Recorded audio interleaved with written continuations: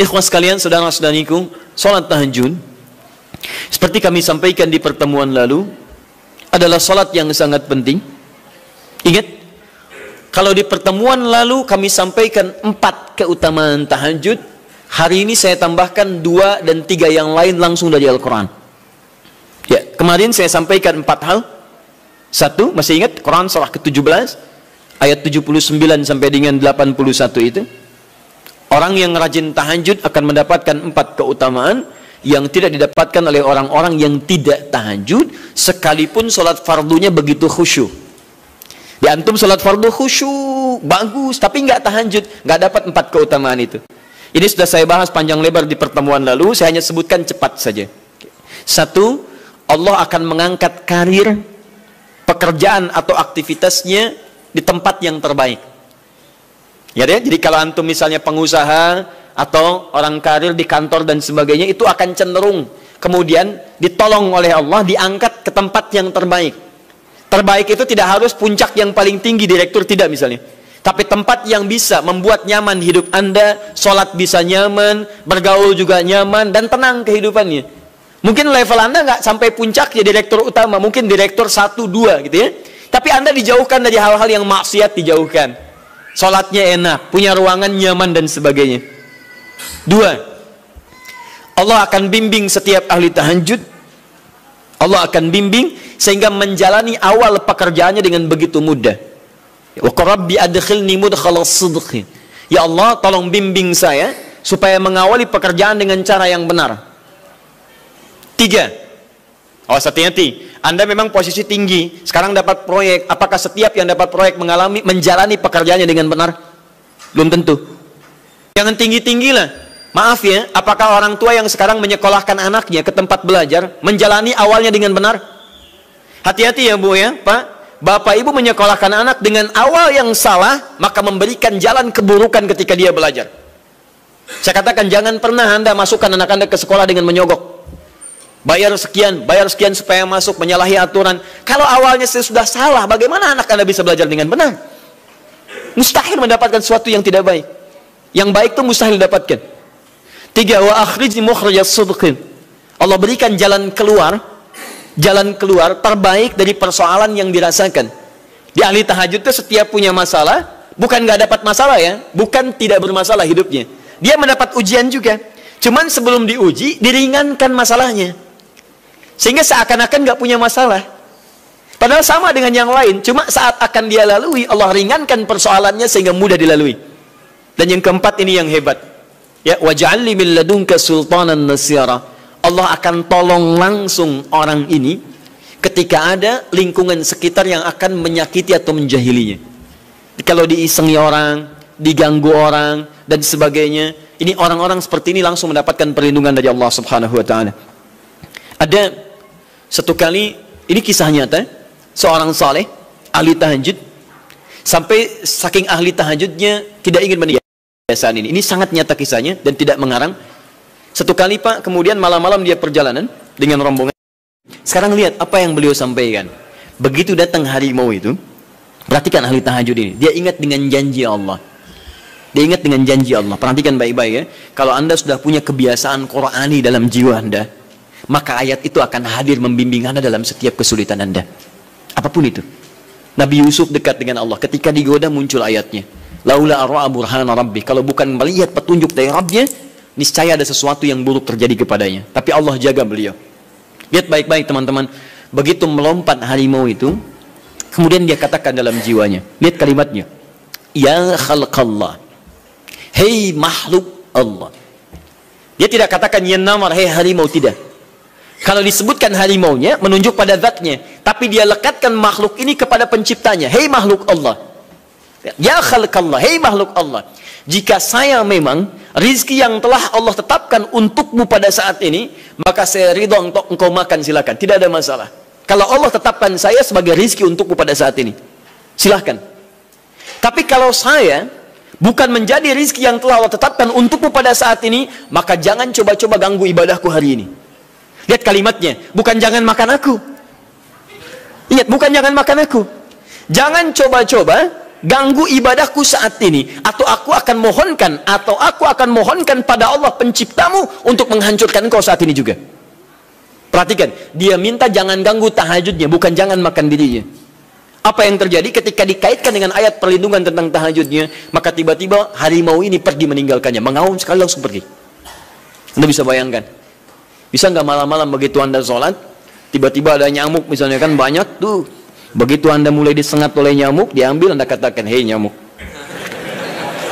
kalau ini memang rizki yang telah Allah tetapkan untukmu saat ini, sedot sebanyak-banyaknya, saya ikhlas. Tapi kalau bukan, jangan coba-coba ganggu saya. Atau saya mohonkan kepada Allah pencipta untuk menghancurkan kau saat ini juga. Masya Allah. Kira-kira apa reaksi nyamuk? Makin banyak kayaknya. Coba cek. Berarti chemistry-nya harus lebih dibangun lagi. Tingkatkan.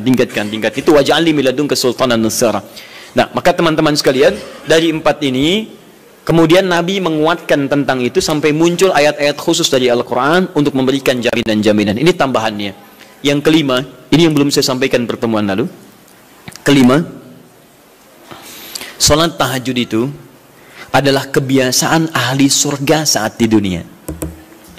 Jadi kalau Anda ingin melihat ahli surga yang hadir di dunia, salah satunya lihat kebiasaan sholat malamnya. Bukan nonton bola. Dan tidak dikalahkan oleh bola. Dia nggak peduli mau Kroasia menang 2-1 lawan Inggris, dia nggak peduli. Ya, mau Prancis menang 1-0 lawan Belgia, dia nggak peduli. Pokoknya terserah, yang penting juaranya Prancis misalnya gitu kan. Tidak. Dia nggak peduli, mau siapapun nggak ada masalah. Dan tidak dikalahkan. Jadi kalau Anda ingin melihat kebiasaan ahli surga saat di dunia, lihat kebiasaan malamnya. Kalau dia bangun dan mengalahkan semua kebiasaan malam ahli dunia, maka itulah ahli surga. Salah satu kebiasaannya. Ya, kalau nanti turunan dari tahajud yang muncul, nanti saya terangkan. Yang berhasil tahajud, ciri-cirinya begini. Jadi jangan dilihat setiap yang malam sholat, itu disebut ahli tahajud. Belum tentu, ada ciri-cirinya. Tapi ciri yang pertama, yang melekat kuat, kelihatan nampak, pertama adalah ciri ahli surga, dia memiliki kecenderungan untuk sering bangun malam. Dalilnya Quran surah ke-51, ayat 15, sampai dengan ayat ke-17-nya. Innal muttaqina fi jannatin wa uyun, sungguh di antara orang takwa itu nanti akan ada yang mendapatkan hadiah taman surga. Apa keistimewaannya? Akhidhina ma atahum rabbuhum innahum kanu qabla dzalika muhsinin. Sungguh kebiasaan mereka itu saat di surga, keutamaan surga, taman surga ini, mereka akan langsung mendapatkan semua kenikmatannya dari Allah langsung. Kalau surga lain diberikan lewildanun mukhalladun, pelayan surga. Di kalau antum ikhwan oleh bidadari surga, yang akhwat oleh pangeran-pangeran surga. Ganteng cantiknya nggak usah dibayangkan, tak terlukiskan. Ada hurun in, ada seperti mutiara, ada seperti berlian, oh, indah sekali. Dan kata Nabi, mala ainan ra'at wala udhun sami'at wala khatara ala qalbi bashar. Ya, nggak pernah dilihat di bumi. Dia mengantarkan bi aqwabi wa abariq wa ka'sin min ma'in, bawa gelas-gelas yang berleburan mutiara, emas dan sebagainya. Nggak seperti ini, nggak ada merek Akhir TV di sana nanti. Ya, semuanya indah. Tapi nggak terbayang. Tapi taman surga tidak. Allah langsung yang berikan tanpa perantara. Kun fayakun. Gak usah dibayangkan. Laisa kamitslihi syai'. Ada seketika. Tapi yang hebat, apa kebiasaan ini? Kata Al-Quran langsung, ini Allah yang mempersaksikan. Innahum kanu qabla dzalika muhsinin. Mereka itu ahli ihsan saat di dunia. Ayat 17-nya, kanu qalila minal laili ma yahja'un. Mereka itu malamnya sedikit tidurnya. Jadi punya kebiasaan bangun malam. Jadi kalau Anda, ini cara memahami ayat itu begini. Cara memahami ayat seperti ini, jangan mencari orang lain. Anda sendiri yang menjadi bagian dari ayat itu. Jadi itu diinformasikan pada kita sebagai tawaran. Kita mau nggak berniaga dengan ayat itu? Mau nggak menjadi bagian dari ahli surga itu? Jadi jangan sibuk mencari kebiasaan orang. Kenapa Anda tidak membiasakan diri jadi bagiannya? Ya. Jadi coba cek dari keluarga. Ada nggak sudah jadi bagian dari ahli surga di keluarga Anda? Sekarang pulang ke rumah, coba lihat dari sekian orang yang ada di rumah berapa yang bangun. Mula-mula cuma 2 orang, menikah suami istri belum bangun. Allah kirimkan anak belum bangun. Sudah ada cucu belum bangun. 10 orang di rumah nggak ada yang bangun. Masa satu pun nggak ada yang jadi ahli surga? Ayo coba. Makanya karena saking tingginya ayat ini, Nabi sampai membangunkan istrinya, membangunkan menantunya, membangunkan anaknya Fatimah Az-Zahra, menantunya Ali bin Abi Thalib. Dibangunkan oleh beliau, ayo bangun, bangun, bangun. Saking inginnya keluarga Nabi terpancar cahaya surga sejak mulai di dunianya. Teman-teman pulang ke rumah ya, coba lihat tuh. Anak-anak yang di pesantren kalau pulang dan sebagainya, malam bangun nggak dia? Coba biasakan, bangun, bangun, bangun, dan Anda akan rasakan hal yang sangat berbeda. 2, tadi tambah 1 ya, berarti 5. Sekarang yang ke-6, orang-orang yang rajin bangun malam itu orang-orang yang mendapatkan pujian langsung dari Allah Subhanahu wa ta'ala. Jadi kalau Anda ingin melihat orang yang dipuji Allah, itu lihat orang yang sering bangun malam, tahajud. Di antara dalilnya, Quran surah ke-32 ayat ke-16. Tatajafa junubuhum 'anil madaji' yad'una rabbahum khawfan wa tam'a wa mimma razaqnahum yunfiqun. Setelah kita sujud itu, ayat sajadah, Allah terangkan. Itu indah sekali kaitannya. Nih, di antara orang sujud ini ada yang lebih hebat lagi. Kalau Anda sholat subuh baca misalnya ayat sajadah, sujud, Allah terangkan. Di antara sifat orang yang rajin sujud ini adalah orang-orang yang rajin tahajud. Tatajafa junubuhum 'anil madaji'. Mereka sering menghindari tempat tidur di malam harinya. Maksudnya apa? Rajin tahajudnya. Ada orang-orang yang dipuji oleh Allah Subhanahu wa ta'ala karena kebiasaan malamnya dia menghindarkan diri dari tempat tidur. Maksudnya bukan nggak tidur, rajin bangun malamnya. Rajin bangun malam. Bapak Ibu kurang apa lagi ya? Kalau ada orang dipuji misalnya saat di dunia, presiden memuji seseorang, artinya presiden menyukai dia. Artinya presiden menjamin kemudahan baginya. Kalau ada orang yang dipuji Allah, artinya Allah mencintai dia dan menjamin kemudahan dalam kehidupannya. Maka dekati orang-orang seperti ini. Saya sarankan kalau antum punya teman, ikhwan sekalian, sedang mabit misalnya atau tugas dinas keluar, tiba-tiba tengah malam di hotel dia bangun sholat, itu teman terbaik Anda. Saya katakan pada Anda, tandai orang ini dan dekati dia saat di kantor. Bangun ukhuwah dengannya, persahabatan dengannya. Maka ketika Anda mendekati orang-orang yang dipuji oleh Allah, maka Anda pun akan kedapatan bagian dari pujiannya. Karena mustahil orang yang dijaga oleh Allah mengajak Anda pada maksiat, itu mustahil. Mustahil. Sama teman-teman yang masih di kampus, kalau malam-malam misalnya di asrama atau pulang, tiba-tiba ada orang-orang yang kelihatan sholat malam, dekati orang ini. Jadilah bagian dari sahabatnya. Dan dengan itu saya ajak, coba cek pasangan hidup Anda. Jangan-jangan selama ini Anda berdua belum mendapati sesuatu yang terbaik. Kalau ibu ingin suaminya dipuji oleh Allah Subhanahu wa ta'ala, maka bangunkan malamnya supaya dia sholat. Kalau Anda, istri Anda ingin dipuji oleh Allah Subhanahu wa ta'ala, bangunkan malamnya supaya dia sholat. Dan kalau bisa keduanya kompak. Pernah kan saya sampaikan di pertemuan lalu, Nabi menyampaikan, lihat rahimallahu ra'an atau rajulan, Allah merahmati seorang lelaki, kemudian yang bangun di pertengahan malam dia sholat, lantas membangunkan istrinya dan mencipratan air di wajah istrinya supaya dia bangun menunaikan sholat malam. Seperti Allah merahmati seorang istri yang bangun di malam hari untuk sholat, kemudian dia mencipratan air di wajah suaminya supaya bangun untuk sholat. Saking tingginya mendapatkan pujian Allah, sampai kata Nabi SAW, ayo bangunkan istrimu sekalipun kau cipratkan air di wajahnya. Tapi mohon izin Bu ya, maksud hadis itu kalau sudah ada komitmen dan rencana bangun di malam harinya. Ingat ya, bukan ibu ngaji sekarang suami nggak hadir, terus dengar itu terus nggak punya rencana. Aduh, saya pengen suami dipuji Allah, masya Allah, malam-malam segayung Pak. Mama kenapa? Hadis Nabi Pak. Oh hadis Nabi. Aduh, siapa yang ngajarin? Nah, itu yang repot. Paham ya? Baik, sudah yang terakhir.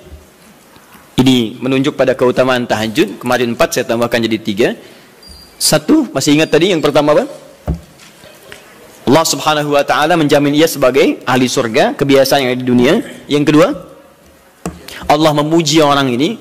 Dan yang ketiga, tahajud itu kebiasaan orang soleh yang ditekankan oleh Al-Quran dan hadis Nabi SAW. Kebiasaan orang-orang soleh. Jadi kalau yang pertama ahli surga, kedua dipuji Allah, yang ketiga langsung dikuatkan orang-orang soleh. Dan orang-orang soleh itu, mohon izin ya, maaf, orang soleh itu tempatnya saat di surga itu sesurga dengan semua nabi, semua nabi dan rasul. Ayatnya ada di Quran surah keempat An-Nisa ayat 69, paling kanan di pertengahan. Wa may yuti'illaha wa rasul fa ulaika ma'al ladzina an'ama Allahu 'alaihim minan nabiyyin was-siddiqin wasyuhada was-salihin wa hasuna ulaika rafiqa. Siapa yang mau menaati Allah dan Rasulnya, maka dia bisa sesurga dengan orang-orang yang telah Allah berikan jaminan nikmat surga untuk mereka. Di antara mereka para nabi, Awas. Para syuhada, siddiqin, orang-orang jujur, wassalihin, orang-orang saleh. Ini syahidnya di ayat ini bahwa orang-orang saleh akan sesurga bersama semua nabi. Saya pernah katakan pada Anda, kalau beberapa nabi saja, maka bahasa Arabnya bukan nabiyin, tapi anbiya. Anbiya. Karena itu ada surah ke-21, surah Al-Anbiya. Di situ dikisahkan beberapa nabi saja. Puncaknya di Quran surah 21 ayat 83 sampai 90. Di situ ada kisah Nabi Zakaria, kisah Nabi Yunus, kisah Nabi Ayub dan sebagainya. Anda bisa baca itu, ada turunan para nabi, tapi tidak semua nabi dikisahkan. Tapi kalau Anda ingin sesurga dengan semua nabi tanpa kecuali, maka Anda kerjakan sebagai orang soleh saat di dunia, ada peluang mendapatinya. Nah, ciri orang soleh yang ditekankan itu, dia adalah orang-orang yang rajin.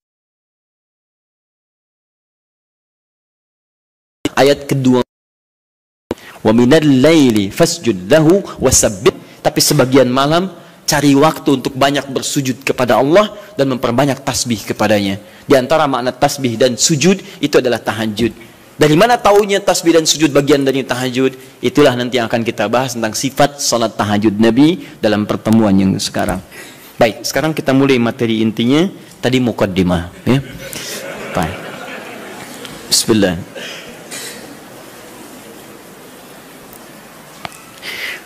Bismillahirrahmanirrahim. Di pertemuan lalu kita telah bahas tentang jumlah rakaat salat malam. Kemudian di antara rakaat itu kita diberikan pilihan mana yang mau dipilih, silahkan, tidak ada masalah. Mau 11, mau 23, bahkan lebih daripada itu. Sekarang setelah diketahui jumlah rakaatnya, bagaimana cara menunaikannya? Baik. Hadis pertama, Abu Daud, nomor hadis 1369.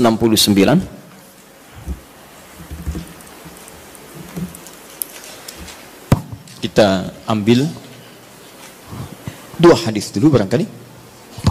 Bismillah. Satu, hadis riwayat Abu Daud. Masih ingat ya? Abu Daud nama aslinya Sulaiman dari Sijistan, dikenal dengan Sulaiman As-Sijistani. Dia rawinya Ibn Abbas radhiyallahu ta'ala anhuma.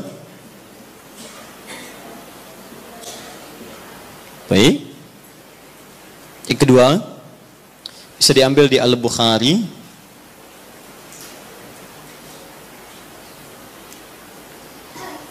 Nomor hadis dari 2008 bisa sampai 2012. Saya kasih jeda ke sini ke 2010-nya. Ini kebiasaan dengan Sayyidah Aisyah, ke sini dengan Sayyidina Umar bin Khattab radhiyallahu taala anhu. Tiga, bisa diambil hadis riwayat Muslim. Nomor hadis 763.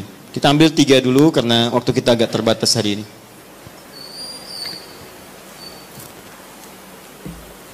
Baik, yang pertama kita lihat. Sekarang kita akan bicara tentang teknis atau cara menunaikan tahajud. Sifat pertama, apakah tahajud ditunaikan sendirian atau bagaimana bacaan tahajud Nabi sampai dengan ke salam. Ya, kita mulai bagian pertama. Bismillahirrahmanirrahim, tentang persoalan apakah salat tahajud ditunaikan sendiri atau berjamaah. Kita ambil hadis pertama di Abu Daud nomor hadis 1369. Hadis ini telah kami kopikan tentang dari awal pembahasan dan alhamdulillah saya hakul yakin sudah dibagikan, ya. Mungkin sebagian yang datang pada kesempatan ini ada yang belum mendapatinya. Mudah-mudahan nanti kita tampilkan kembali untuk bisa dipahami dengan baik.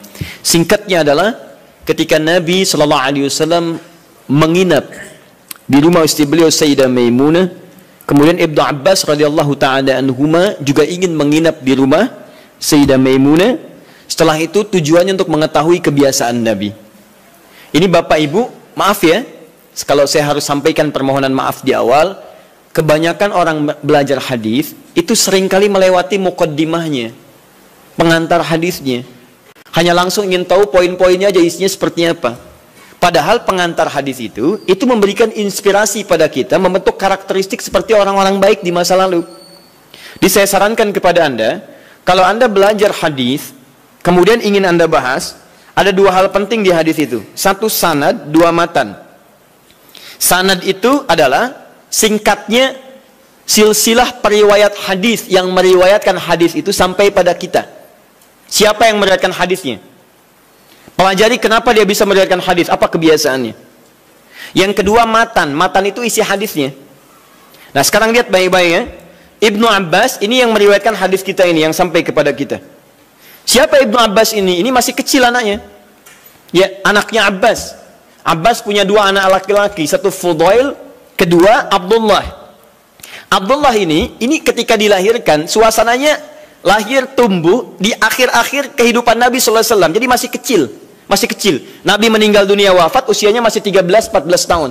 Tapi ingat betul, Abdullah kecil ini diinvestasikan oleh orang tuanya untuk belajar pengetahuan dari Nabi SAW. Di Abbas ini visinya dalam, beliau itu pengusaha Pak. Pengusaha, sebelum masuk Islam itu ahli riba, rentenir pada saat itu.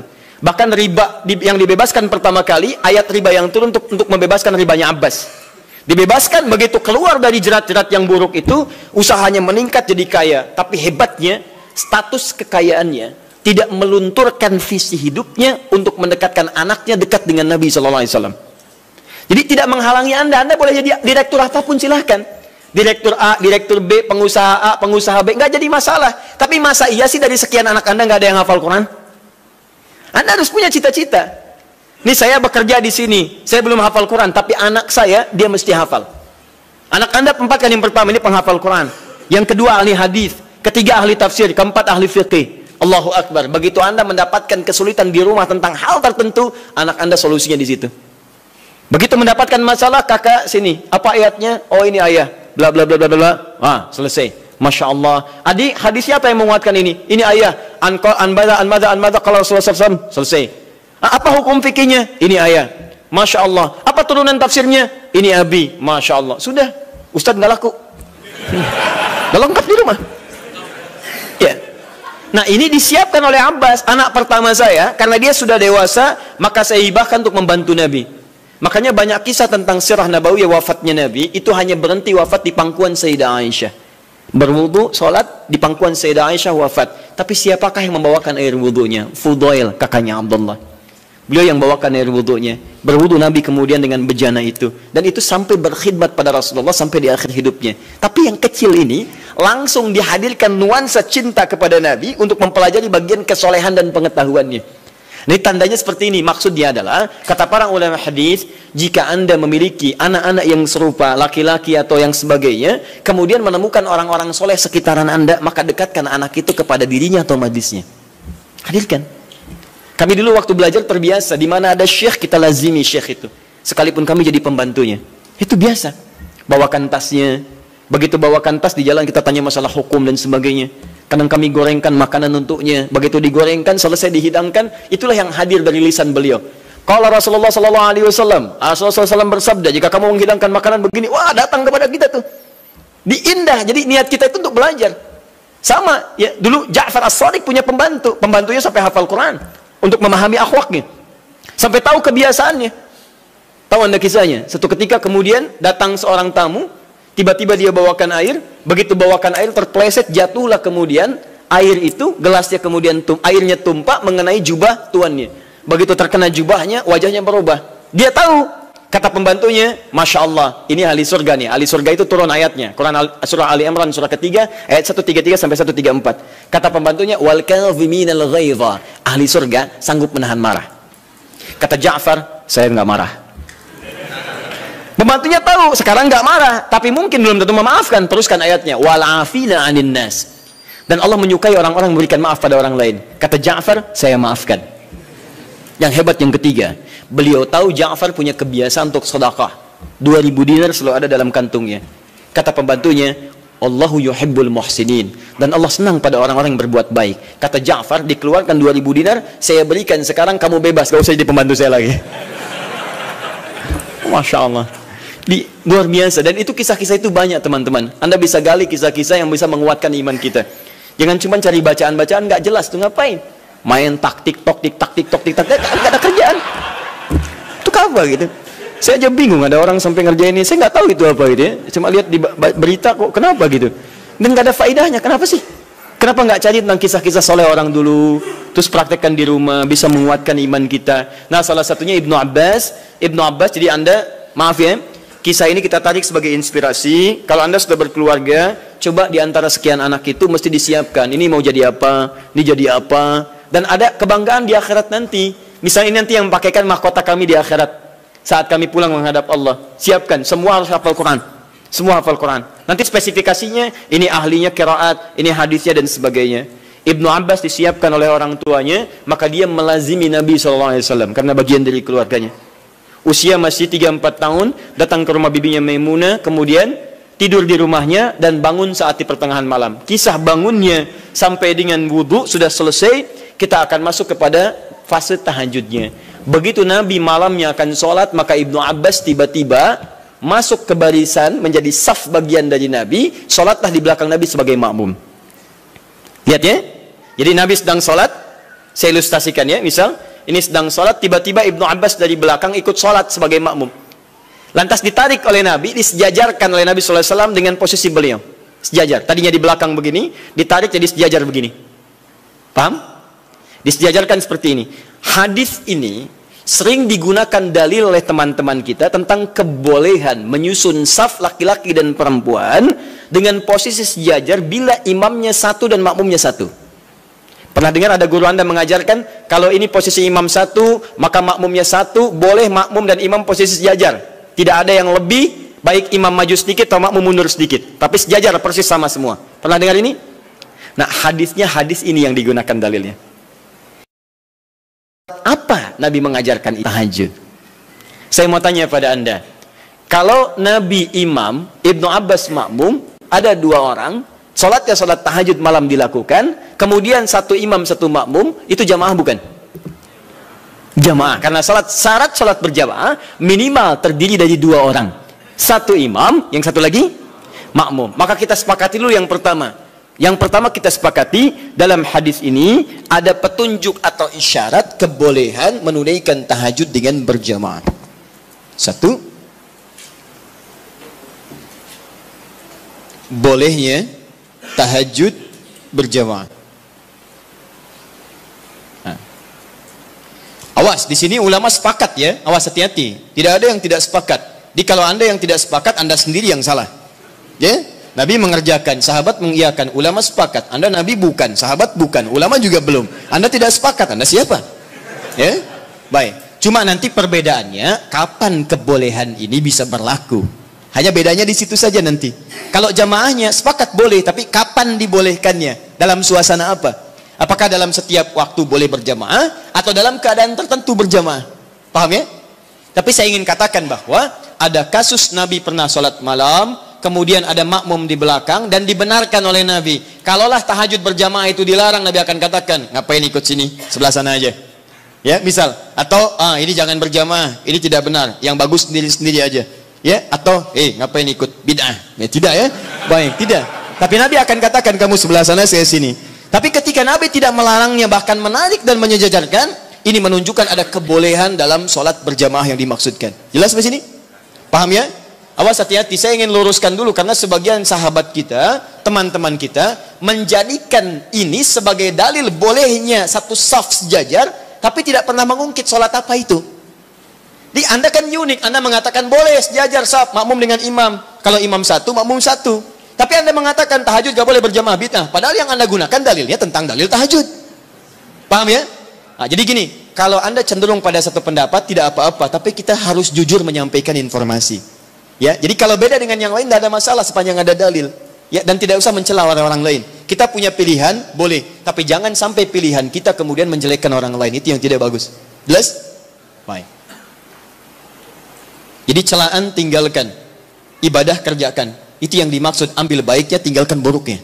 Dan tidak usah rame gitu kan? Nah, sini. Satu. Dalil kedua. Bismillah. Sayyidah Aisyah radhiyallahu taala anha diriwayatkan di Al-Bukhari dari nomor hadis 2008 sampai ke 2010-nya. 2012 untuk sahabat Umar bin Khattab radhiyallahu taala anhu. Jaa ashabu Rasulillah sallallahu alaihi wasallam. Datang beberapa orang sahabat Nabi sallallahu alaihi wasallam fahum Abdullah bin Mas'ud radhiyallahu taala anhu, Hudzaifah al-Yamani radhiyallahu taala anhu, wa Ubay bin Ka'ab radhiyallahu taala anhu. Baik, datang beberapa sahabat Nabi sallallahu alaihi wasallam, di antara mereka adalah sahabat Abdullah bin Mas'ud, kemudian Hudzaifah al-Yamani, kemudian Ubay bin Ka'ab radhiyallahu taala anhum jami'an. Fasa'alu Sayyidata Aisyah radhiyallahu taala anha. Mereka bertanya kepada Sayyidah Aisyah, semoga Allah meridai kepada beliau, an sifati salatin Nabi sallallahu alaihi wasallam, tentang sifat salat malamnya Nabi sallallahu alaihi wasallam. Faqalat, maka beliau menyampaikan, riwayatnya cukup panjang ya, maka yazidu fi Ramadan wala fi ghairihi ada 11 rakaat.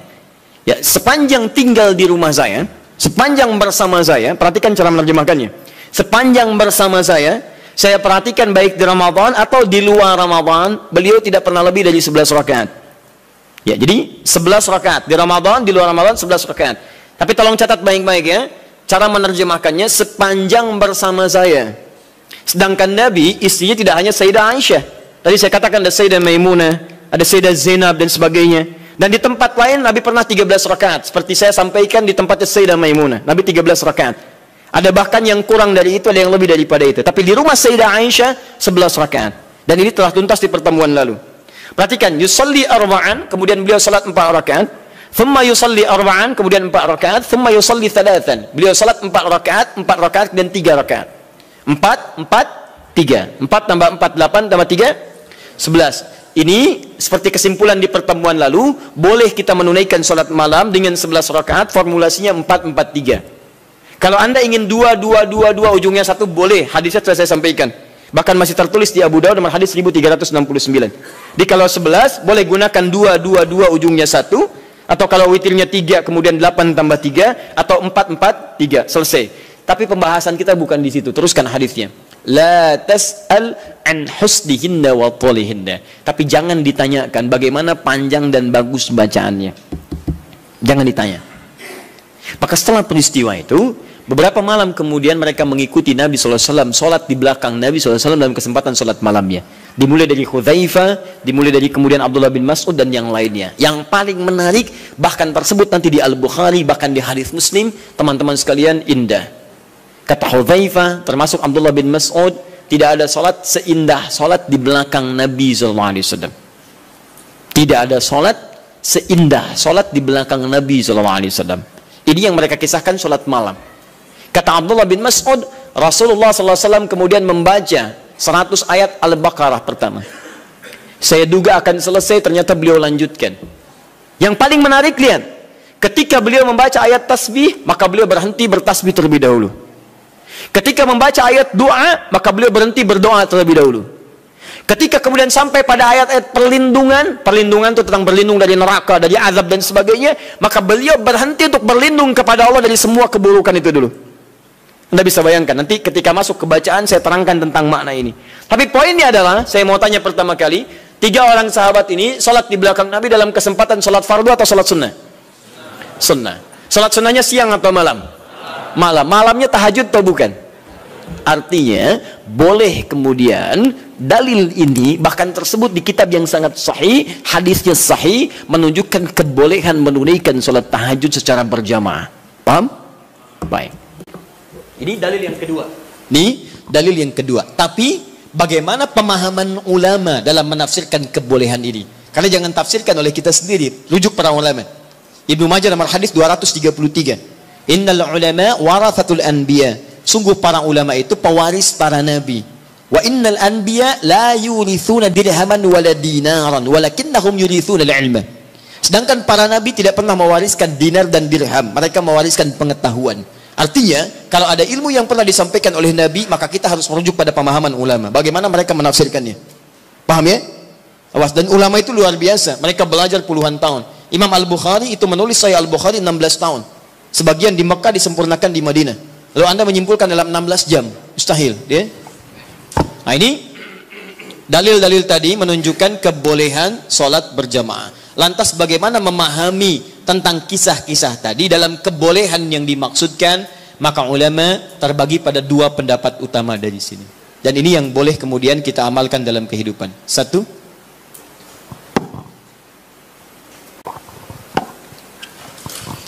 pendapat pertama menyampaikan hadis yang menunjukkan dibenarkannya salat tahajud berjamaah dan memberikan hukum bolehnya berjamaah menunaikan tahajud, kata ulama yang pertama, menunjuk pada kondisi yang khusus. Jadi bukan kondisi biasa. Artinya jika kondisi ini ada, maka yang terbaik Anda tunaikan berjamaah. Tapi kalau kondisi dimaksud tidak ditemukan, maka sendirian itu lebih utama. Apa kondisinya? Satu, memberikan tuntunan atau pelajaran bagi orang yang belum terbiasa menunaikan tahajud. Belum biasa dia, ya, belum ada kebiasaan pada dirinya. Ini menunjuk pada hadisnya Ibnu Abbas radhiyallahu taala anhuma. Kan ini baru pertama kali berkunjung kan ke rumah bibinya Sayyidah Maimunah, kemudian tiba-tiba sholat di belakang Nabi, oleh Nabi ditarik, diajarkan bagaimana caranya menunaikan sholat malam, kekhusyuannya dan sebagainya. Jadi kalau Anda misalnya dalam kondisi ingin membimbing orang-orang tertentu, bisa di rumah, suami ingin membimbing dengan istri, atau membiasakan dengan anak-anak yang belum terbiasa sholat malam, ya, tiba-tiba anak Anda beranjak misalnya, jadi semakin dewasa, sudah baligh, Anda ingin bangunkan malam hari, jangan biarkan dia sendiri. Khawatirnya karena belum terbiasa, belum mengerti cara menunaikan sholat malamnya. Paham ya? Tiba-tiba Allahu Akbar, rakaatnya kencang, alhamdulillah sedang tahajud. Lama gak keluar bunyinya, lama-lama ketahuan tidur di sejadah, gitu kan? Nah, karena belum terbiasa, ya. Allahu Akbar, baca surat, sudah baca surat, ruku Allahu Akbar, begitu sami Allahu liman hamidah, kedengaran dari samping, gol, ya, berubah suasana hidupnya. Salatnya ditinggalkan, kemudian langsung update status, itu kan repot juga. Ya, kekinian karena belum terbiasa menunaikan dia. Maka seperti Nabi membimbing Ibnu Abbas radhiyallahu taala anhuma, Anda boleh hidupkan saat di rumah, anak Anda bangunkan. Yuk bangun yuk, malam kita tahajud. Kenapa mesti tahajud? Kan kita udah banyak sholat. Misalnya, sayang, Allah menjamin kalau kita tahajud, kita sekeluarga masuk surga. Allah sudah menjamin surga kita di dunia, tapi Allah belum menjamin surga kita di akhirat. Papa takut kalau di dunia kita bersama, di akhirat kita berpisah. Alhamdulillah, tidak ada yang bisa menyatukan kita kecuali amal soleh kita. Yuk bangun, tolong papa mama supaya memudahkan hisab saat di akhirat. Bangun. Kenapa papa mesti bangun? Kan capek. Sayang, justru ketika kamu sholat sekarang, hidup kita besok akan dimudahkan oleh Allah.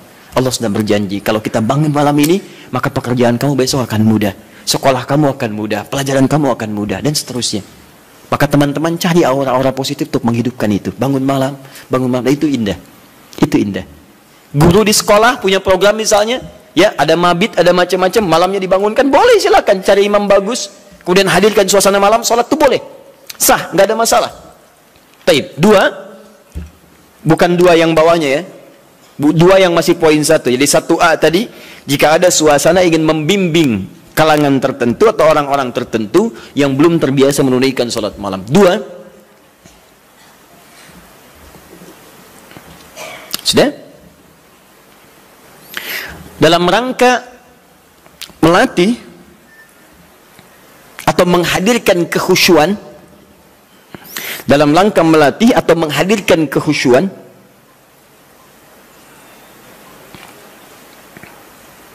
juga menyempurnakan hafalan Al-Quran. Melatih, menghadirkan kekhusyuan, juga menyempurnakan hafalan Al-Quran. Ini kebolehan ini diikat pada suasana yang kedua ini. Contohnya tadi peristiwa beberapa sahabat tadi. Ya, mereka biasa salat malam. Cuman ingin bertanya bagaimana salat malamnya Nabi. Ingin merasakan kehusyuan tersendiri. Dimaksudnya pengalaman itu nanti bisa dibagi dengan sahabat lain ketika mengimami. Visi sahabat begitu Pak, Bu. Di sahabat-sahabat ini kadang ngejar Nabi supaya bisa diamalkan lagi dalam kesempatan lain. Misal Mu'adz bin Jabal itu ngejar Nabi. Bagaimana sifat salat fardunya. Begitu mendapati kebiasaan Nabi, oh Masya Allah, begitu Mu'adz salat di belakang Nabi, Allahu Akbar, salat isya'nya teman-teman sekalian, itu sampai Al-Baqarah 100 ayat. Baru kemudian selesai salam. Begitu mendapatkan pengalaman itu, Mu'adz kemudian pergi ke tempat beliau, jadi imam. Saat jadi imam, beliau imami persis sama dengan cara mengimami Nabi. Isya'nya Al-Baqarah, rakaat pertama 100 ayat. Rakaat kedua 100 ayat yang lainnya. Jadi selesai kemudian salat isya 200 ayat paling minimal. Kadang-kadang selesai ke Al-Baqarah. Begitu lihat makmum ke belakang, mulai berkurang. Kata Mu'adz, munafik nih orang-orang, nggak mau sholat dengan saya. Karena tanda orang munafik salah satunya adalah malas menunaikan sholat isya dan sholat subuh. Keberatan para sahabat. yang disebut munafik oleh Mu'adz? Kami tidak munafik, diadukan pada Nabi. Begitu diadukan, Mu'adz dipanggil. Mu'adz, kenapa? Ya Rasulullah, saya imami mereka salat malam, salat Isya, mereka tiba-tiba menghilang. Ada yang lemas, ada yang tidak ikut. Mereka munafik, bukan kata Anda munafik orang-orang malah salat Isya? Lalu ditanya oleh Nabi, kenapa kalian tidak ikut salat dengan Mu'adz? Ya Rasulullah, bukan kami nggak ikut, cuman kepanjangan. Kami udah kerja begini capek, diimamin begini, kami juga capek kan ya? Nah, itu zaman Nabi sudah ada. Sudah ada sebagian seperti itu. Maka kata Rasulullah, kenapa Mu'adz kamu terlampau panjang? Kata Mu'adz, ya Rasulullah, saya akan ikut Anda. Anda ingin saya begini, saya praktekkan. Tapi Nabi perhatikan, lebih pintar, karena Allah berikan bimbingan. Ya Mu'adz, perhatikan baik-baik. Saya baca panjang karena makmum saya itu kamu. Tapi kamu baca panjang, makmum kamu mereka. Tidak sama. Kalimat itu yang di-copy paste oleh sahabat Ali bin Abi Thalib ketika kemudian disoal oleh masyarakatnya pada saat itu. Kata rakyatnya, Ali, kenapa pemerintahan kamu banyak masalah? Pemerintahan pada masa Utsman tidak begini. Umar lebih bagus daripada ini. Abu Bakar lebih bagus lagi. Pemerintahan kamu banyak masalah. Kata Ali, waktu Abu Bakar, Umar, Utsman, rakyatnya saya. Tapi waktu saya, rakyatnya kalian. Itu masalahnya. Paham ya? Baik. Nah, yang tiga sahabat tadi, Abdullah bin Mas'ud radhiyallahu ta'ala anhu, kemudian Ubay bin Ka'ab dan Hudzaifah al-Yamani, itu mencoba merasakan kehusyuan salat di belakang Nabi supaya aura khusyuk itu bisa dipraktekkan sekalipun sedang salat sendirian. Berapa lama sih salat Madu itu? Berapa panjang? Penasaran kok disebutkan panjang aja, jangan tanya panjangnya. Saya pengen ikut. Berapa lama sih? So, seperti apa bacaannya? Itulah yang kemudian mereka dapatkan dan diabadikan oleh Imam An-Nawawi. Antum beli kitab At-Tibyan. Saya ada beberapa yang bahasa Arab, seingat saya yang di terbitan Darul Kutub Al-Islamiyah warna merah marun, itu halaman 37, paling kanan sebelah atas, paragraf pertama dari 1 sampai 3. Itu teman-teman sekalian, kata Imam An-Nawawi, sepeninggal Nabi, semua sahabat Nabi yang profesi apapun, maaf ya, yang pedagang, yang pengusaha, yang birokrat, yang diplomat, itu tidak pernah meninggalkan kebiasaan sholat malam dan kebiasaan mereka sampai khatam Al-Quran. Sholat malam ya. Uthman bin Affan, Tamim Ad-Dari, Abdurrahman bin Auf dan sebagainya. Mereka orang-orang kaya, orang sukses, kaya. Abdurrahman bin Auf kapaknya terbuat dari emas, hartanya banyak, tapi tidak menghentikan kerinduannya untuk menunaikan tahajud. Antum sekaya apa dibandingkan beliau? Dan berapa kali dikalahkan oleh rasa kantuk dan yang lainnya? Orang kaya sekarang belum tentu ada yang kapaknya terbuat dari emas. Tanyakan Bill Gates, orang paling kaya sekarang. Istrinya Melinda Gates. Tanyakan, punya kapak nggak? Belum tentu punya. Minyak angin aja nggak punya, cap kapak gitu. Sini. Jadi itu ya. Jadi kalau Anda ingin merasakan misalnya kehusyuan, kenikmatan sholat, Anda boleh malam datang, misalnya ada imam yang bagus, bacaannya indah, sehingga beberapa bagian tertentu terces lagi, ya enak, dapat imam bagus. Seperti saat Ramadan Anda mencari imam yang bagus, itu boleh. Ada kebiasaan-kebiasaan di teman-teman, terutama Masya Allah, anak-anak pesantren Hidayatullah itu. Demi Allah saya katakan, itu diantara kebiasaan mereka pada umumnya tidak pernah meninggalkan tahajud malam, terkhusus malam Jumat. Anak-anak itu tuh yang luar biasa. Jarang diekspos ya, tapi saya sampaikan supaya kita ikuti kebiasaan itu. Antum boleh misalnya satu malam cari waktu, terus imam yang bagus, sholat tiba, supaya mendapatkan kehusuan tersendiri, itu sah dilakukan. Seperti para sahabat pernah melakukan. Dalilnya ini, hadisnya sahih, dibenarkan oleh para ulama, dan sah hukumnya. Ini kata para ulama yang pertama, dibolehkan salat tahajud berjamaah dalam konteks ini saja. Ini yang tekstual. Di luar ini, kerjakan masing-masing. Jelas sampai sini? Baik. Yang kedua, berpendapat para ulama, hadis ini menunjukkan kebolehan mutlak berjamaah. Tak perlu diikat oleh kondisi. Artinya kalau mau jamaah, jamaah aja. Kalau enggak, bolehnya mutlak. Kenapa? Karena Nabi pun tidak memberikan petunjuk syarat khusus. Nabi tidak pernah mengatakan, boleh tahajud kalian kalau ada keperluan aja, atau kalau ingin menghadirkan kehusyuan. Kalau tidak, ya sudah, nggak usah. Maka ulama yang kedua mengatakan, sepanjang tidak dikhususkan, maka jangan jadikan yang umum itu kemudian ditakhsis jadi hukum umum, jadi hukum khusus. Di yang kedua mengatakan, dari sini tahajud boleh mutlak berjamaah. Artinya kalau ingin jamaah, jamaah. Kalau tidak, nggak apa-apa. Paham di sini? Jadi kalau yang pertama mengikat dengan dua kondisi tadi, kalau tidak ada itu nggak usah berjamaah. Kemudian yang kedua mengatakan ingin sendirian boleh, ingin berjamaah boleh, dan bolehnya boleh mutlak. Artinya kalau ingin silahkan, tidak silahkan. Suami istri bangun malam, pengen tahajud berjamaah boleh, silahkan. Pengen masing-masing, tidak ada masalah. Jelas sampai sini? Tidak harus menunggu dua kondisi ini. Kalau ingin bangun bersama-sama, bangun sholat berjamaah, sah hukumnya. Paham?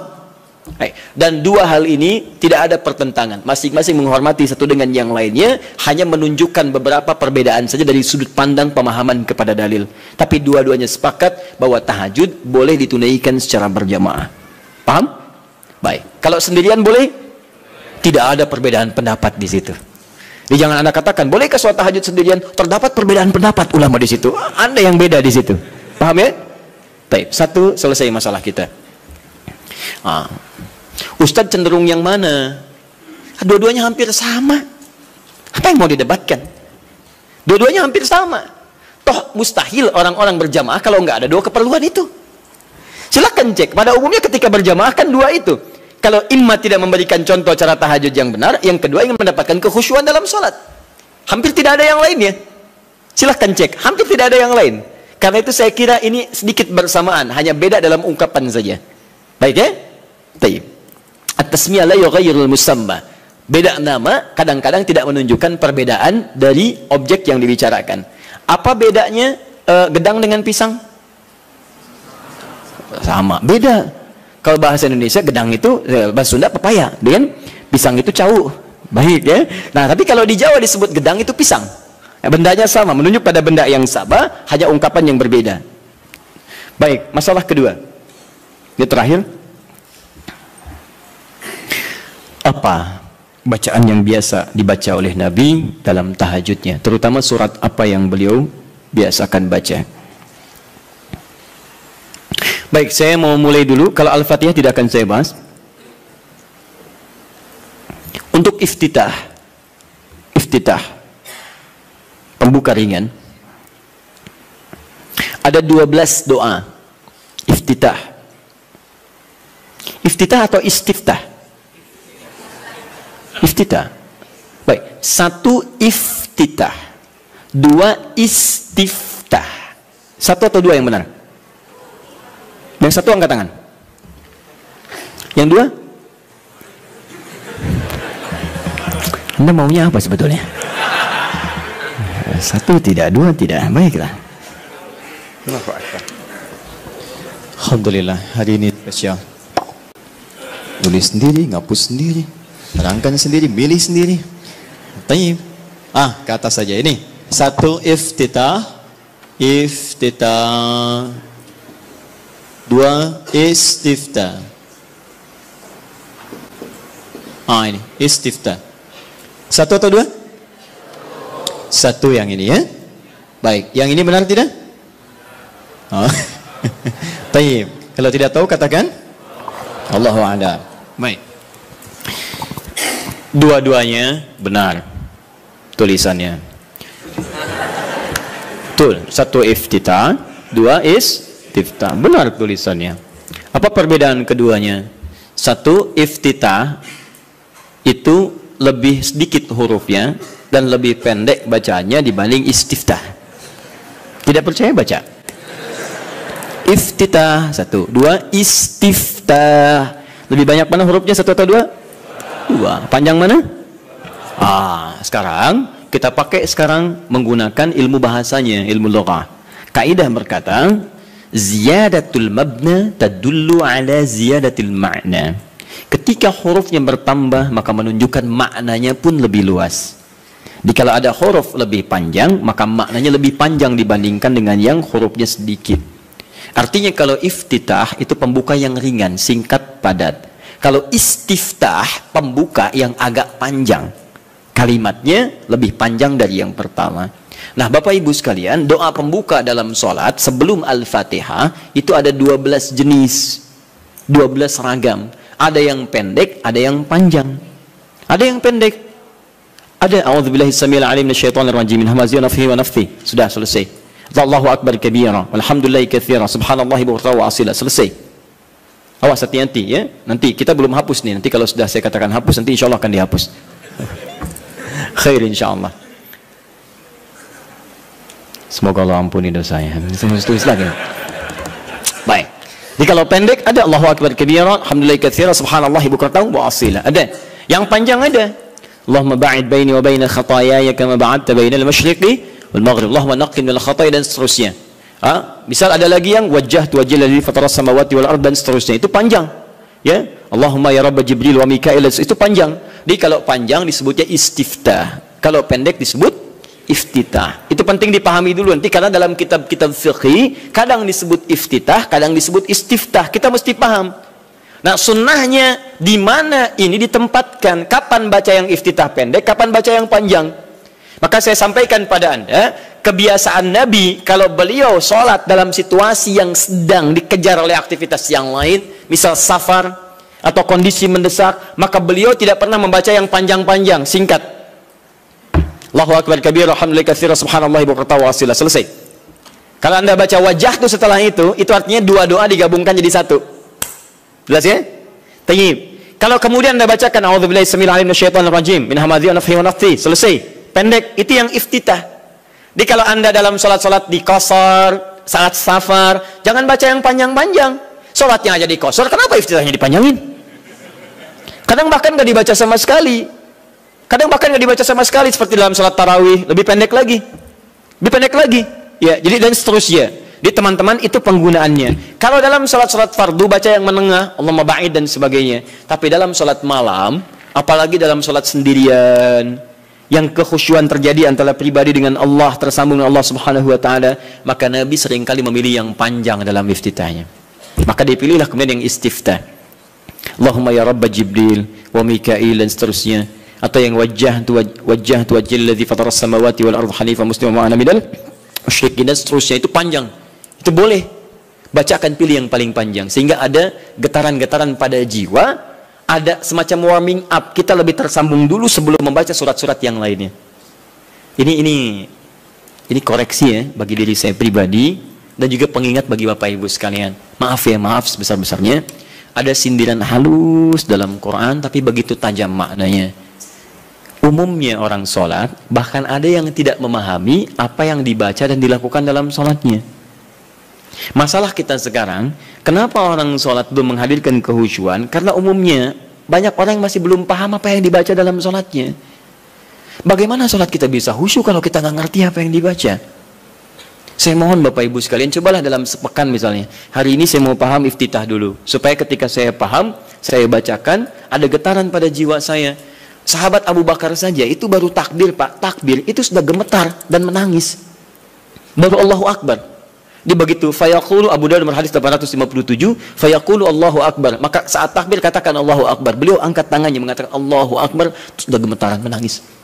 Sampai ketika diminta jadi imam oleh Nabi, kata beliau, ya Rasul jangan saya pribadi yang cepat menangis, khawatir banyak nggak khusyuknya. Ya. Kenapa? Karena merasakan kalimatnya Allahu Akbar, Allah yang maha agung, maha besar. Beliau merasakan takut ketika bertakbir, merasa paling khusyuk sholatnya, merasa paling hebat dibanding orang, merasa paling paling luar biasa dibandingkan orang lain.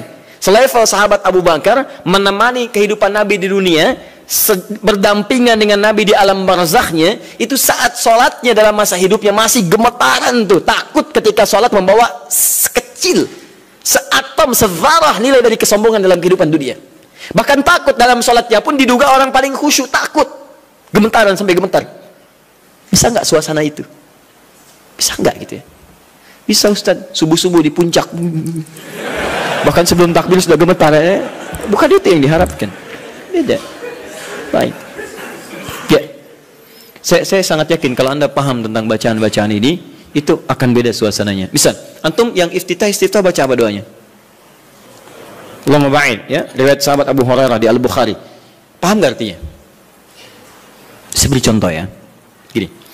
Allahumma ba'id baini wa baina khataya ya kama ba'adta baina al-masyriqi wal maghrib. Allahumma naqqini min al-khataya kama yunaqqa ath-thawb al-abyad min ad-danas. Allahumma ighsilni bil ma'i wath thalji wal barad.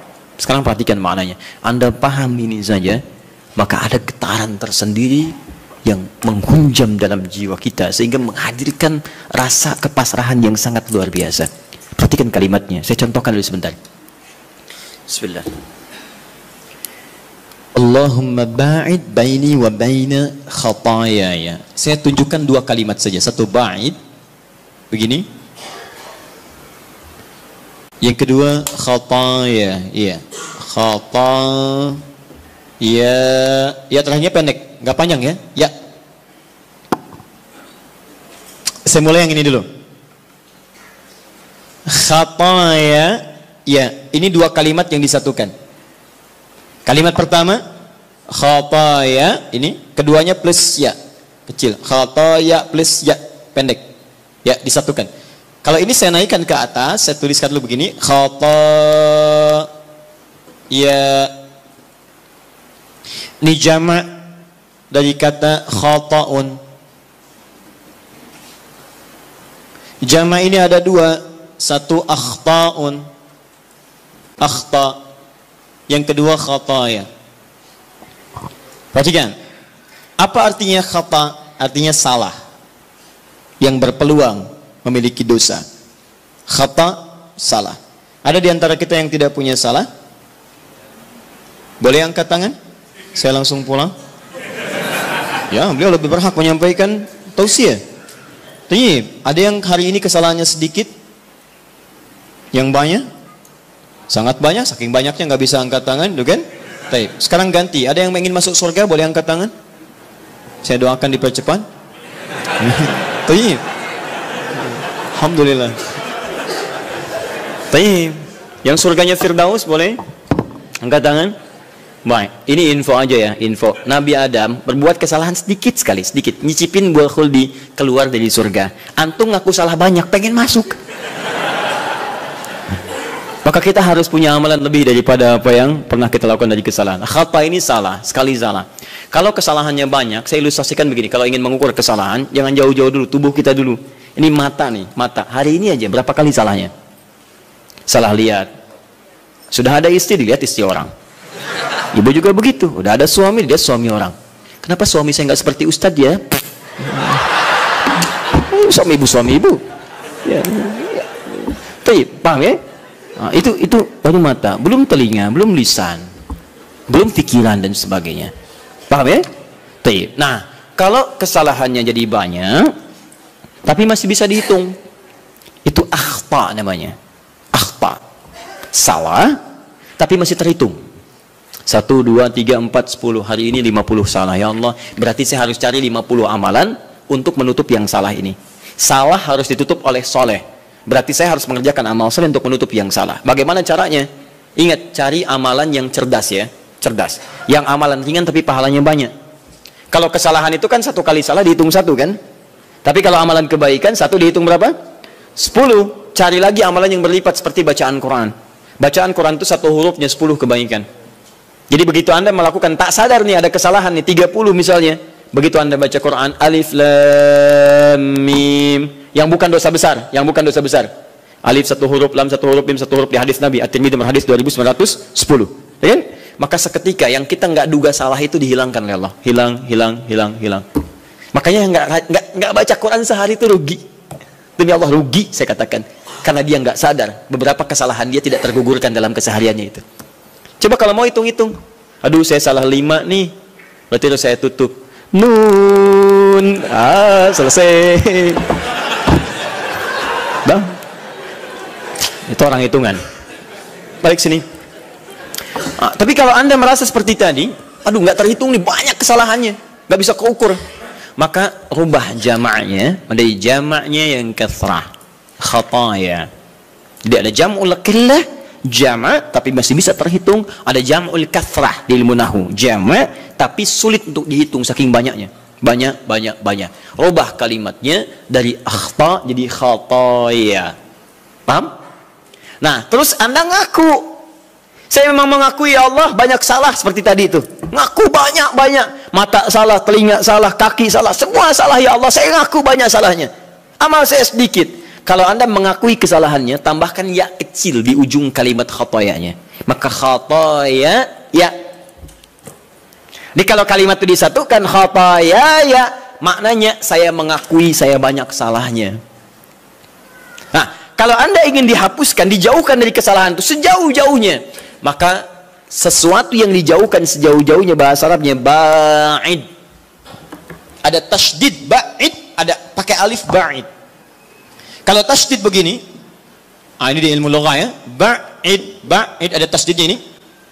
Itu artinya jauhkan tapi masih kelihatan. Allah ya ba'id sa'an nih. Teman-teman tolong jauhkan jam itu dari saya. Anda jauhkan misalnya, tapi saya masih lihat, itu pakai tasydid, ba'id. Tapi kalau sudah pakai alif, ba'id, itu artinya jauhkan sejauh-jauhnya sampai saya nggak bisa lihat lagi. Perhatikan kalimatnya.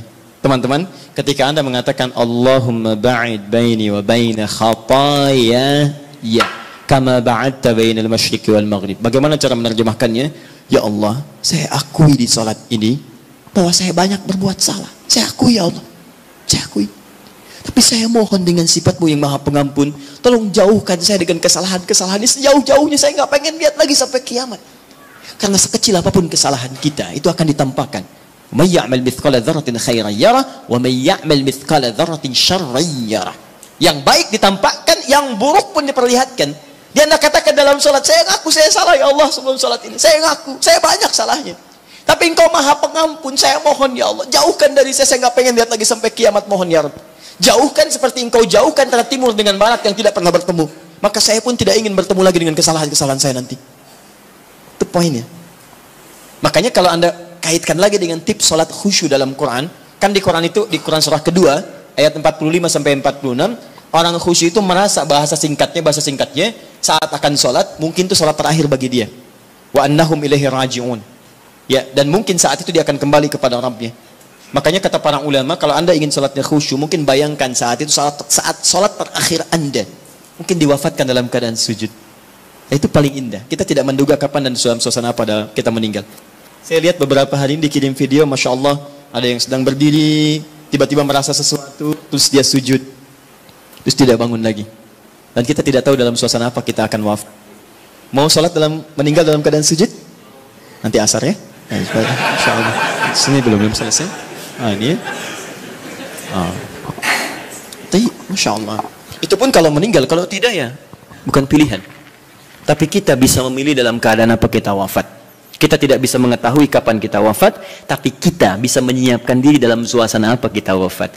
Kata para ulama, kalau Anda ingin selalu baik, maka rasakan dan bayangkan saat terfikir berbuat maksiat, rasakan seketika Allah akan mewafatkan Anda pada saat itu.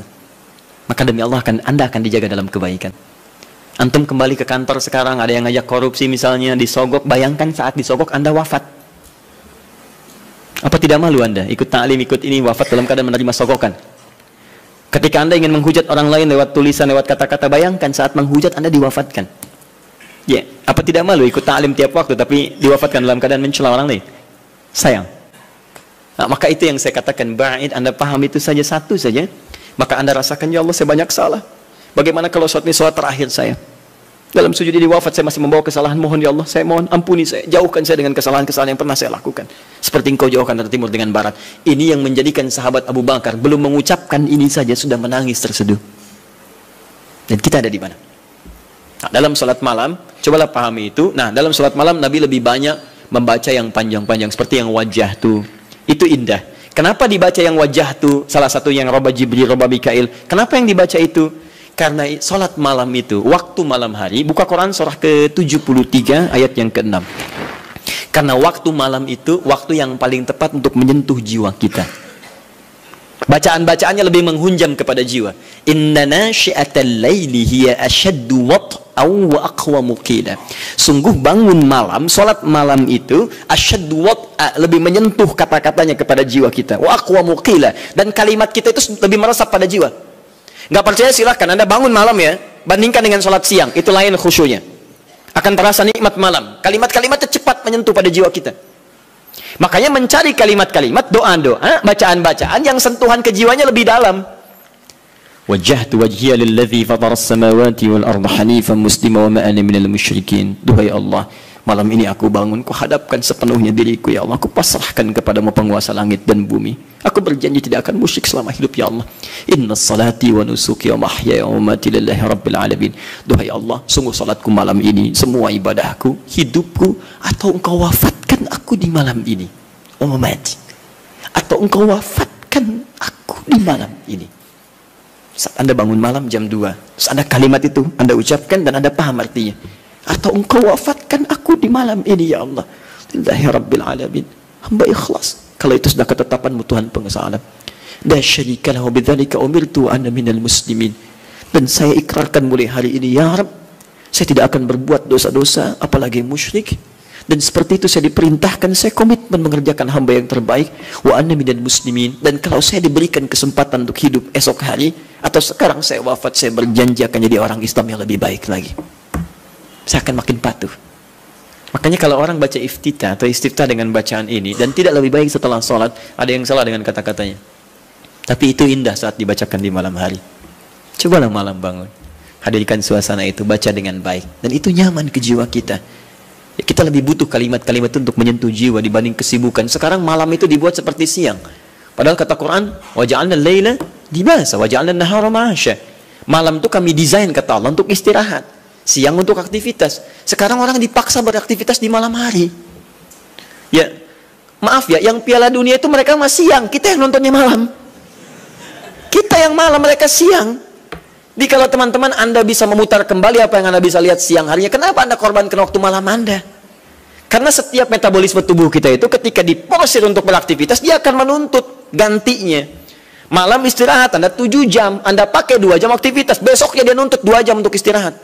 Supaya ada kebiasaan perputaran bagian dari tubuh kitanya. Karena itu coba kita pahami ya, orang-orang di luar itu desainnya luar biasa. Kita dipaksa untuk mengerjakan sesuatu yang mereka nggak lakukan. Kayak rokok misalnya.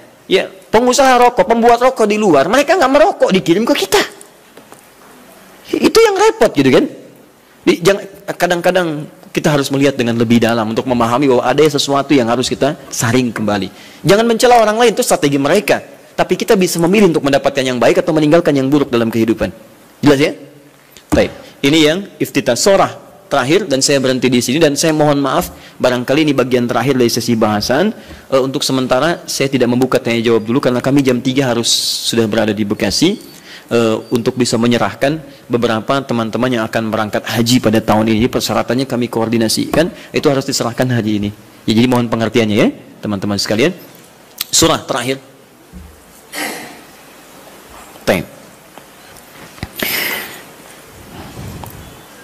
Surat apa yang dibaca oleh Nabi?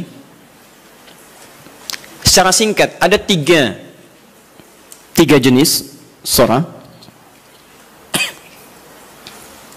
yang umumnya dibacakan oleh Nabi SAW dalam kesempatan salat malamnya. 3 jenis surah. Alhamdulillah. 1, surat yang ringan. Surat yang ringan. Saya tidak katakan pendek ya, tapi ringan, ingat baik-baik. Surat yang ringan yang diisyaratkan bagi para pemula yang menunaikan salat tahajud. Surat yang ringan yang diisyaratkan bagi para pemula dalam menunaikan salat tahajud. Contoh dalilnya Quran surah Al-Muzammil surah 73 ayat 20. Faqra'u ma tayassara minal Quran. Bacalah yang ringan-ringan dari Quran yang Anda hafalkan. Ringan. Ya. Berapa ringannya Nabi? 100 ayat Al-Baqarah.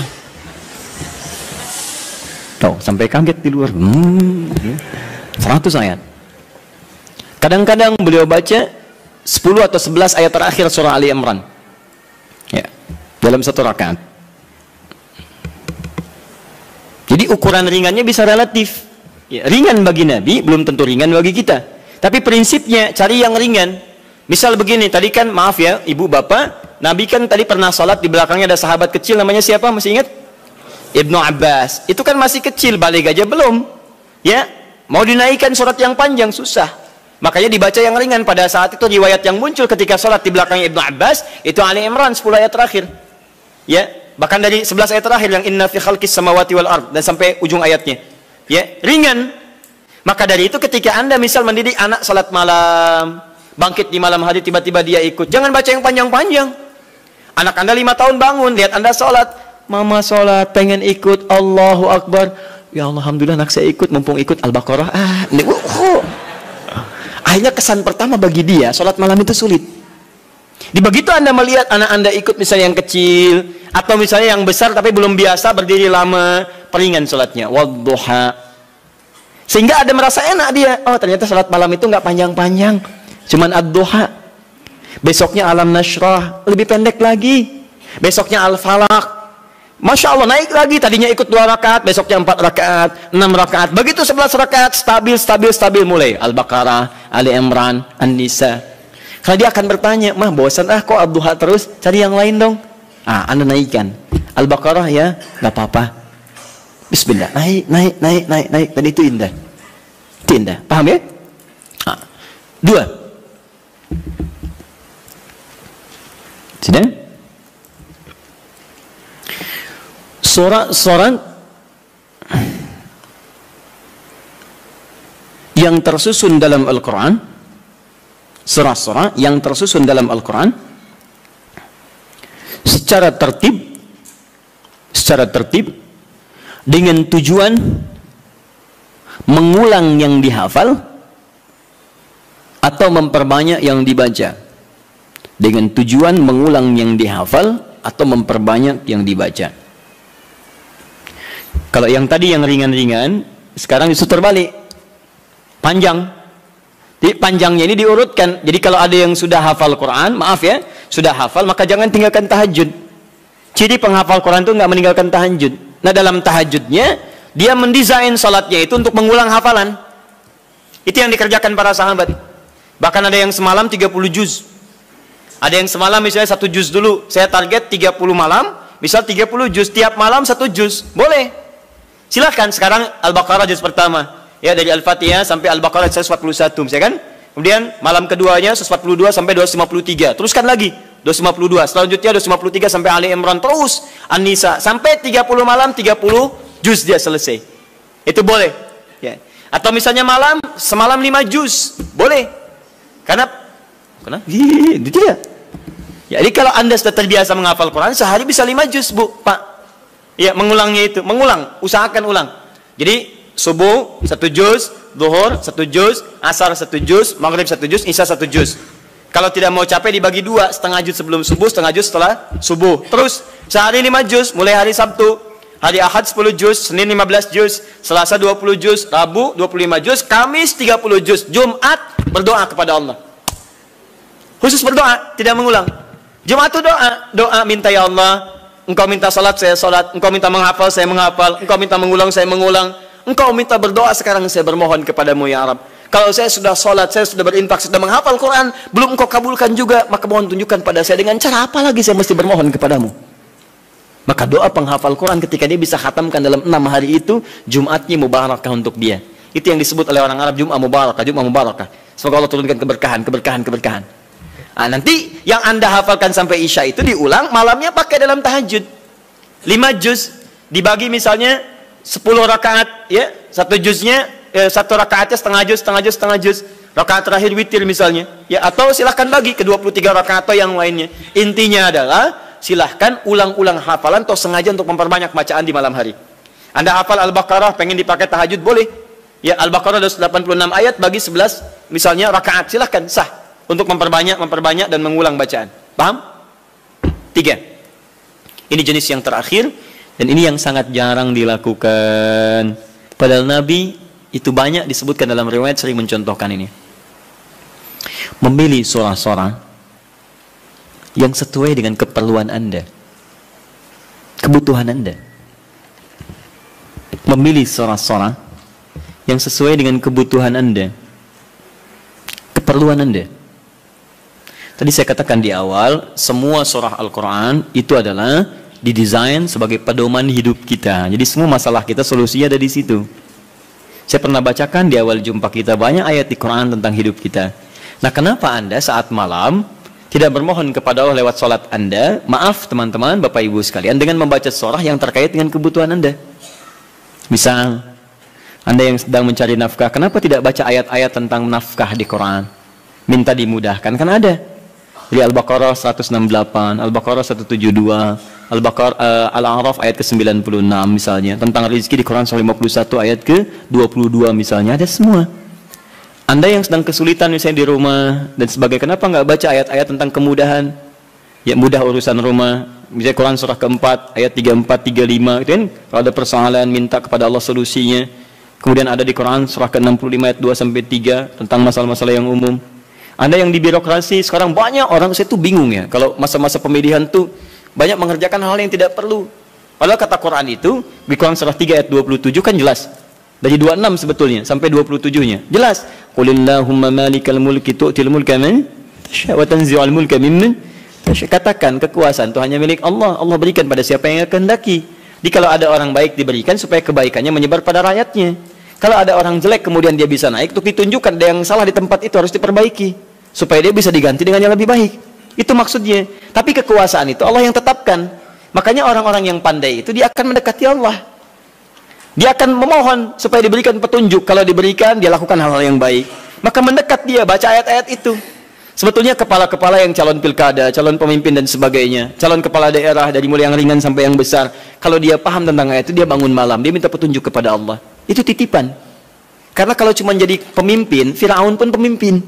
Tapi kepemimpinan Fir'aun diabadikan bahkan dalam Al-Quran sebagai contoh. Karena itu belum tentu mengantarkan dia ke surga. Hati-hati. Ada orang diberikan kedudukan, dengan itu dia bisa ke surga. Ada orang diberikan harta, dengan itu dia bisa ke surga. Ada orang diberikan pengetahuan, bekal itu untuk ke surga. Ada orang yang hanya diberikan tenaga, karena itu yang membuat dia ke surga. Bilal mendapatkan tenaga, dengan itu dia pakai adzan. Ali mendapatkan pengetahuan, dengan itu dia pakai berdakwah. Baik, sebagian sahabat mendapat kedudukan. Di antara mereka ada Umar bin Khattab. Ya dipakai untuk mengantarkan ke surganya. Yang harta benda seperti Abdurrahman bin Auf. Tapi jangan lupa, ada Fir'aun yang pernah mendapatkan kedudukan, diberi contoh, tapi tidak bisa mengantarkan ke surganya. Ada Qarun yang ketika dia punya harta hanya dipakai foya-foya. Jadi kalau orang sekarang hanya ingin ikutan foya-foya, dia ketinggalan, telat dia. Keduluan Qarun. Katakan pada orang kaya, ya ibu-ibu sosialita misalnya, yang cuman gosip datang macam-macam. Kalau cuman begitu, katakan terlambat. Sejak zaman Nabi Yusuf sudah ada sosialita yang cuman gosip. Kumpul-kumpul, katanya di sini ada orang ganteng ya, sampai kejebak kan situ. Oh tuh, emang dia nggak tahan. Yusuf keluar, begitu keluar, wah mahadza basyarin hadza illa malakun karim. Ini sih bukan manusia, ini malaikat yang sedang menyamar. Ganteng-ganteng Nabi. Oh, orang sekarang ganteng-ganteng serigala. Digosipin lagi. Tuh, udah ada kasusnya banyak. Jadi untuk apa kalau cuma kumpul-kumpul nggak ada kerjaan, harta dibanggakan? Cari ayatnya. Begitu Anda dihadapkan pada suasana itu, baca. Malamnya bangun, sujudnya lamakan, suratnya pilih yang sesuai. Teman-teman yang mau menikah, ya, yang belum ada jodoh misalnya, kan cari ayat-ayat supaya Allah bimbingkan. Ya, calon-calon yang bagus. Kalau laki-laki pasti perempuan calonnya. Cari ayat perempuan-perempuan yang baik, atau sebaliknya. Ada Quran 51 ayat 49, kan? Ada Quran surah 49 ayat ke-13, kan? Ada kalau mendekat ke pernikahan, Quran surah 30 ayat 21. Anda ingin samara, tapi ayatnya nggak pernah dikaji. Ya, walaupun istri Anda calon namanya samara, tapi kalau nggak pernah dibaca ayatnya, mustahil baca. Quran surah 31 ayat 30 ayat 21 baca. Yang belum nikah, ya. Orang bilang jomblo, nggak apa-apa. Anda jomblo fisabilillah, ya. Berusaha untuk mendapat yang terbaik. Jomblo dibagi 3, jomblo fisabilillah, jomblo syariah, dan jomblo sengketa. Ya. Nanti kita bahas lain waktu lah bagi yang belum menikah. Baik, jomblo sengketa itu pilihannya banyak tapi belum bisa menentukan, ya, sehingga jadi persoalan. Kenapa jadi ke situ? Jadi itu intinya, ya, itu intinya. Cari, kalau belum bisa, cari indeks-indeks ayat-ayat Quran, di indeks-indeksnya apa, pelajari itu, dan contohnya banyak di hadis-hadis Nabi Sallallahu Alaihi Wasallam atau amalan-amalan para sahabat. Bahkan Nabi Zakaria ketika sholat di mihrabnya Maryam itu, apa yang beliau baca dalam sholatnya? Beliau memohon supaya diberikan karunia keturunan. Qala rabbi habli min ladunka dzurriyyatan thayyibah innaka sami'ud du'a. Quran surah 3 ayat 38 sampai 39. Apa yang terjadi? Begitu dibacakan itu, turun jawaban dari malaikat, kamu akan punya keturunan. Dijawab langsung. Ya Anda ini bagaimana keperluannya pengen proyeknya lancar, yang dibaca minal jannati wan nas. Qul a'udzu birabbin nas, qul a'udzu birabbin nas. Ya susah dikabulkan, proyek banyak gangguan, jin lagi yang datang, kan? Sudah ya? Cukup dulu ya? Sekira cukup dulu untuk hari ini pembuka. Nanti saya tidak bisa berjanji, tapi saya mengusahakan sebaik yang saya bisa lakukan. Pertama, untuk pertemuan yang akan datang, kemungkinan wallahu a'lam, tapi nampaknya kami akan berangkat tahun ini untuk berhaji dengan beberapa rombongan para penghafal Quran. Mohon doa semoga dilancarkan, semuanya baik. Tapi tentunya dengan kepergian dan keberangkatan kami, artinya itu barangkali akan menjadikan pertemuan kita sesi di bulan depan, barangkali untuk sementara kita berlibur. Tapi libur itu bukan berarti kosong dari taklim, karena saya akan berikan PR pada Anda yang akan saya cek di pertemuan setelah saya pulang dari haji. PR-nya adalah pengulangan dari yang sebelumnya. Setiap yang hadir insya Allah menghafal 11 ayat terakhir surah Ali Imran. Siap? Siap ya? Sudah hafal? Baik. Kenapa ramai di belakang? Kok PR-nya sama Ustadz? Karena belum hafal sampai hari ini. Baik, sudah ya? Satu itu. Yang kedua, jika ada pertanyaan-pertanyaan terkait, nanti malam ini kami ada AKS Al-Quran Sunnah Solution langsung dari Bekasi. Itu insya Allah nanti kita buka malam hari nanti untuk meneruskan tentang fikih haji. Bagi yang akan berhaji, Anda boleh simak kajiannya, atau yang belum berhaji Anda juga bisa menyimak, atau yang telah berhaji bisa menyimak untuk indikator keberhasilannya. Nah, kemudian berita yang ketiga, insya Allah kami akan mengadakan manasik akbar bagi siapapun yang ingin belajar tentang manasik haji. Bagi yang sudah, yang akan berangkat atau yang belum. Kemungkinan waktunya Sabtu yang akan datang lagi, tanggal 21 pagi hari. Ya, nanti kami akan update kembali waktunya. Tempatnya di Bekasi, kami siapkan miniatur dan seterusnya. Yang terakhir ini yang paling penting, kami sudah siapkan, insya Allah kita sedang menyiapkan betul, mungkin tanggal yang sesuai kami akan launching tentang syiar Al-Quran. Kami akan membuka pusat Al-Quran, ya namanya At-Taisir Learning Center, pusatnya di Bekasi. Tapi nanti kami akan membuka kesempatan bagi teman-teman sekalian, termasuk pemirsa dimanapun Anda berada, di seluruh wilayah Indonesia, bahkan di luar negeri, jika ingin membuka kemudian dari turunan-turunan itu, komunitas misalnya yang tersambung ke tempat kami, itu silahkan kami perkenankan, nanti kami kirimkan silabusnya, bahan pendidikannya, dan juga turunan-turunan mushafnya. Nanti ada 3 program. Pertama, pengentasan buta baca Al-Quran. Mushafnya kami siapkan, tahun ini kami cetak 125.000 mushaf. Kemudian yang kedua, ada untuk pendalaman makna Al-Quran, bahkan dari perkata, kami juga cetak 125.000 eksemplar. Dan yang ketiga, untuk menghafalkan Qurannya dengan metode At-Taisir. Kita akan kemudian korelasikan dan lingkarkan ke seluruh wilayah-wilayah khususnya di Indonesia. Nanti teman-teman yang siap untuk ikut, nanti boleh nanti buka komunitas saja, tempatnya nggak usah diwakafkan. Anda aja yang rawat itu semua, nanti kita linkkan ke tempat kami, kita kirimkan kurikulum dan kita berikan pelatihan-pelatihan. Itu kelas pertama. Launching kelas kedua, insya Allah dalam pekan ini akan dilaunchingkan kelas Quran, kelas kehidupan Quran, yang pernah kami sampaikan dulu. Itu nanti ada kelas dokter, kelas pengusaha, kelas macam-macam, itu ada di situ. Dan itu akan menurunkan ayat-ayat Quran sesuai dengan profesi.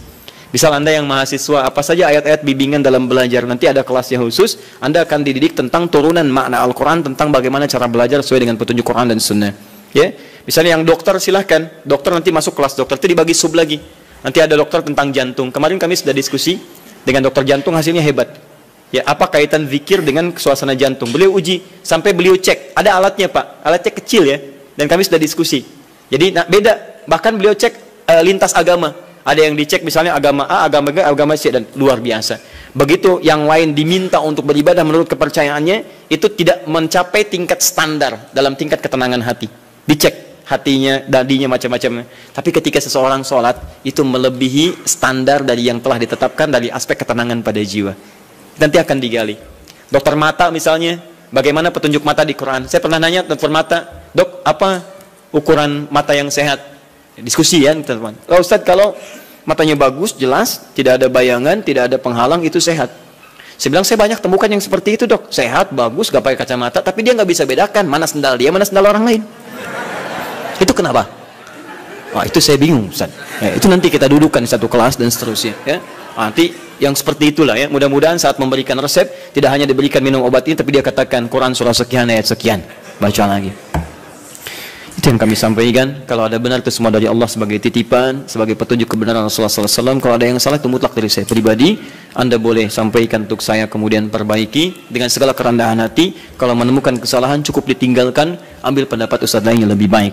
Tapi kalau Anda menemukan kebaikan, silahkan amalkan, karena Allah sedang mencintai Anda untuk menjadi pribadi yang lebih baik. Jika Anda belum sempat berlomba dengan orang soleh untuk meningkatkan ketaatan, maka berlombalah dengan para pendosa untuk bertobat dan beristighfar kepada Allah Subhanahu wa taala. Saya mohon pamit dan mohon izin saya diberikan kelapangan untuk menuju kendaraan supaya mudah sampai ke tujuan, karena kami sangat ditunggu pada hari ini. Subhanakallahumma wa bihamdika asyhadu an la ilaha illa anta astaghfiruka wa atubu ilaik. Wa akhiru da'wana alhamdulillahirabbil alamin. Wal 'afwu minkum. Assalamualaikum warahmatullahi wabarakatuh.